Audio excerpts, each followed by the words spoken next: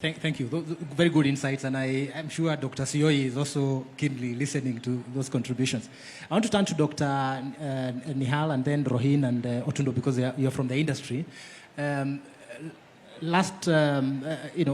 course, most recently we've had quite some advancement in terms of the healthcare financing landscape, in terms of moving towards creating clear funds for purposes of insurance.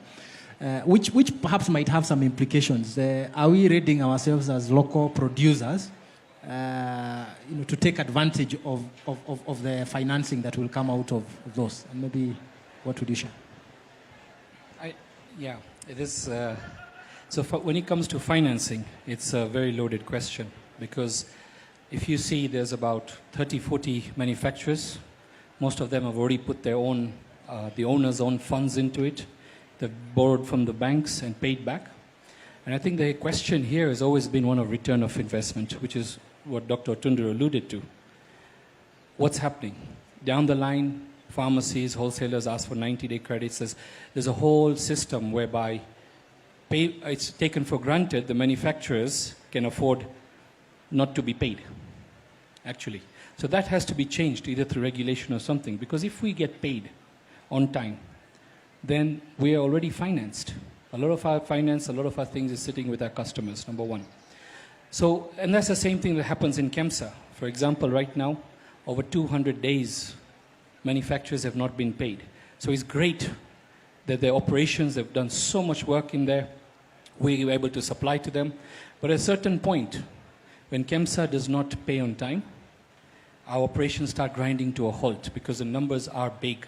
And we know it's big. And this is also one of the barriers in the first conversation, that why aren't we growing so much? A lot of the manufacturers might decide we do not want to supply to KEMSA because of this issue.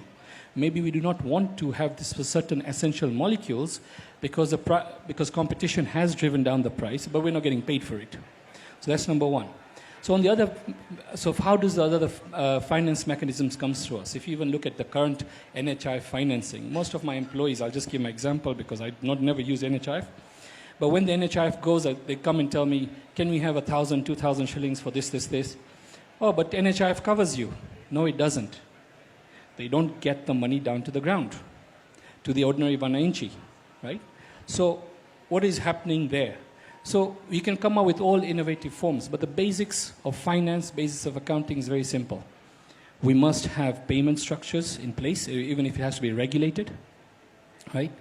We have, so this is again through private market, through KEMSA. The banks, I've been talking to the banks for the last 10 years. What can you do for us? African Development Bank came in, and they're talking of $50 million, $100 million worth of investments, right? This is massive, because when we don't have the guaranteed sales, we cannot go and invest 100 million or 50 million or $20 million. So we're very, very cautious with our investments, which feeds into the 30-70. So the question here then becomes, what do we do to blow that open?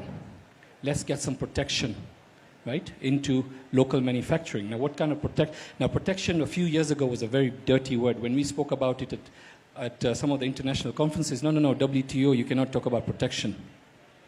Today, look at the US, look at India, look at Bangladesh, right? There is protection, and we must be protected. And in our own FKPM strategy, we have very simple outlines, some very simple things which the government can do without affecting any bilateral treaties, without affecting even imports, so there is no shortage of that, but which over 1 or 2 years